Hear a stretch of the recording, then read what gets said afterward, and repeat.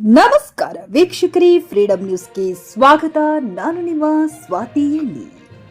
Lorry bike ಅಪಘಾತ, ಸಿನಿಮೆಯ ಶೈಲಿಯಲ್ಲಿ ಬೆನ್ನಟ್ಟಿ lorry ಚಾಲಕನ ಬಂಧಿಸಿದ ದಕ್ಷಿಣ ಸಂಚಾರ ಪೊಲೀಸರ ತಂಡ.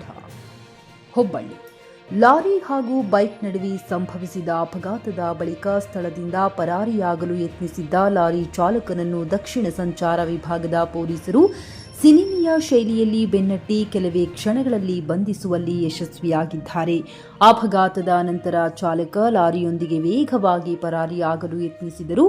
ದಕ್ಷಿಣ ಸಂಚಾರ ವಿಭಾಗದ ಇನ್ಸ್ಪೆಕ್ಟರ್ ಶ್ರೀಧರ್ ಅವರ ನೇತೃತ್ವದ ಪೊಲೀಸ್ ತಂಡ ತಕ್ಷಣ ಕಾರ್ಯಪ್ರವೃತ್ತವಾಗಿ ಲಾರಿಯನ್ನ ಬೆನ್ನಟ್ಟಿತು. ಕಾರ್ಯಾಚರಣೆ ನಡೆಸಿದ ಪೊಲೀಸರು ಕೆಲವೇ ಕ್ಷಣಗಳಲ್ಲಿ ಲಾರಿಯನ್ನ ತಡೆದು ಚಾಲಕನನ್ನ ವಶಕ್ಕೆ ಪಡೆದುಕೊಂಡರು.